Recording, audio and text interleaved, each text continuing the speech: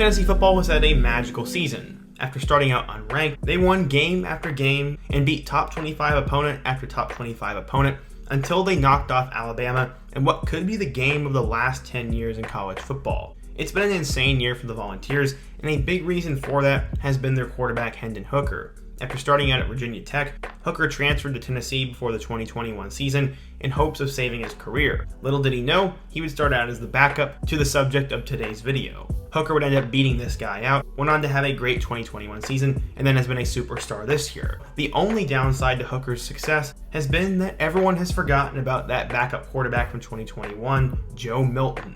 Joe Milton was compared to Cam Newton coming out of high school, has one of the best arms we've seen from a player in years, and could be a future superstar for Tennessee next year.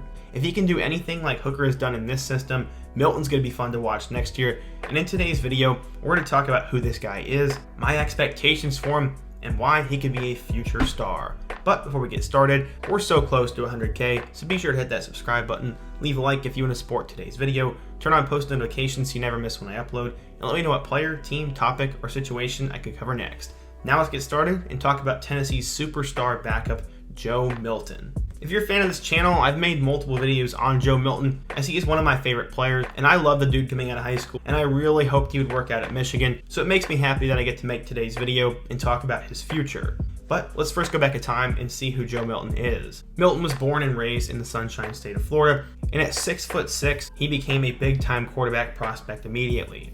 He went to Olympia High School near Orlando and became a huge big-time quarterback prospect. Eventually, he would choose Michigan over the likes of Florida, Georgia, and Tennessee, which was huge for head coach Jim Harbaugh. He knew if he went to Michigan, he'd have to wait patiently and sit on the bench for a few years because they already had a big-time quarterback in Shea Patterson.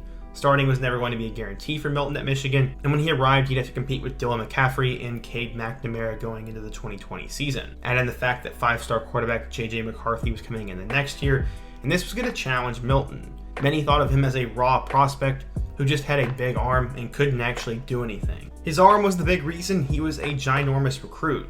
He said he could throw the ball 75 to 80 yards consistently, with his career best being 85 yards.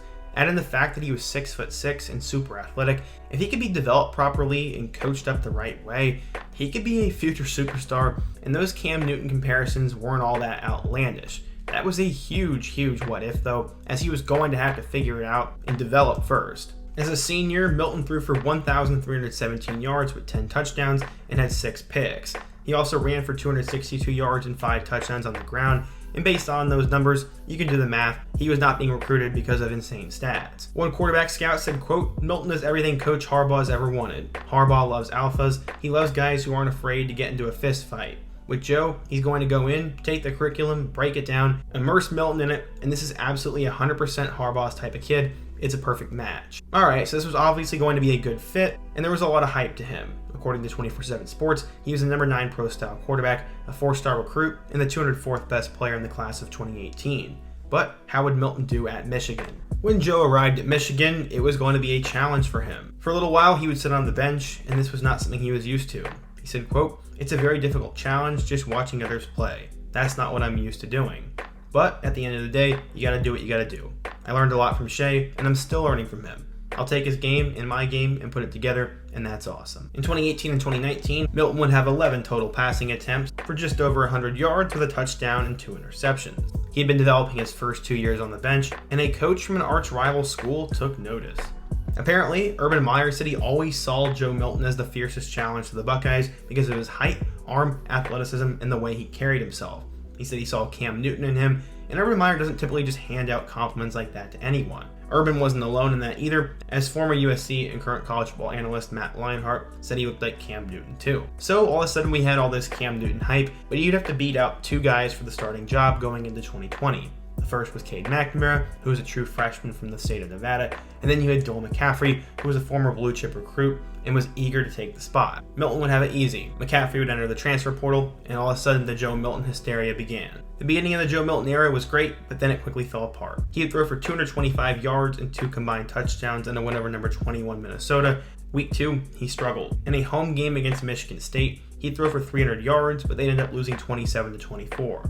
After that, he'd throw 2 interceptions in a loss to Indiana, had 2 interceptions in a loss to Wisconsin, and then failed to do anything against Rutgers and was eventually benched in favor of Cade McNamara. After that, Milton would take a couple of snaps in their loss to Penn State, and as quickly as it all started, he became an afterthought. In 2020, he threw for 1,077 yards with 4 touchdowns and 4 interceptions. They decided they were going to move forward with Cade McNamara, and with J.J. McCarthy coming in, Milton saw the writing on the wall and entered the transfer portal. He decided to go back to one of those schools that recruited him hard out of high school and committed to Josh Heupel at Tennessee. Heupel would bring in 2 transfer quarterbacks, one in Milton, one in Hooker. The two would battle it out all spring, and eventually Joe Milton would beat up both Hooker and Harrison Bailey for that starting job.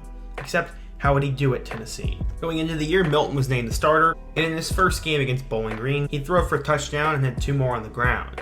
He showcased his incredible arm, but there were problems in his game. He consistently overthrew players, and his accuracy was a question. Against Pittsburgh the following weekend, he'd go down with an injury, which would open the door for Hendon Hooker to take over for the remainder of the season. From there, Milton would only come in during garbage duty, and famously came in against Ole Miss. After Hooker got hurt, Milton had to come in, and on a chance to throw a last-second game-winning play, Milton ran out of bounds and got an unbelievable amount of scrutiny. Milton would finish the year with 375 yards, with 2 touchdowns on the ground and 2 in the air. When asked about losing the starting job, he said, quote, "I wouldn't say I lost the starting job. In life, you face a lot of adversity, and you want to kind of find your way through tough things in life." Milton saw this as a positive, and when he was asked why he didn't transfer, he had this to say, quote, "Why would I transfer? There's no reason to. I'm having fun, I'm learning something new every day, and I am enjoying life." I think a lot of old school football fans are definitely appreciating Joe Milton's way of doing it, as he's not just quitting and not just leaving the moment things get tough.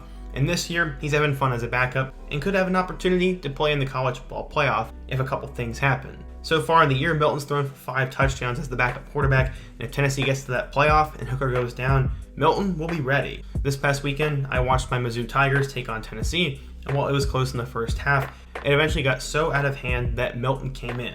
Against Mizzou, he went 3 for 3 for 105 yards and a touchdown, and on one of his throws, the ball went so high that the camera didn't even catch it. It was one of the deepest throws I've ever seen in my time watching football, and it just made me think that Joe Milton has another year, and with Hooker going off to the NFL, it's going to be the Joe Milton show next year, and I think he's going to be ready, and he's going to take his opportunity and run with it. A lot of people are starting to take notice of this, and it seems that Milton has learned from all his mistakes, all his difficulties, and will be ready to put it on in 2023. With Nico Lamalieva coming in and backup quarterback Taven Jackson returning, there will be a lot of talent in Knoxville, but I think Milton will be that guy. And I also don't think he would have stuck around if he thought he had no chance at winning it. Milton has the arm, the legs, the experience, and seemingly the mental intangibles to be a starting quarterback, and if he can put that arm together, Tennessee could not only have a special season this year, but could be incredible next year as well. Joe Milton was compared to Cam Newton out of high school, and while the first 5 years of his career haven't gone as planned, he really could turn into that superstar next year. But what do you guys think? If you're a Tennessee or Michigan fan, what do you think of Joe Milton? What are your expectations for Milton in Tennessee next year? And what player, topic, team, or situation can I cover next? Be sure to let me know down below. Leave a like if you want to support today's video, subscribe if you're new, and check out all my other videos on the end screen, including my video about the rise of Hendon Hooker. I hope to see you guys again soon, but until next time, peace.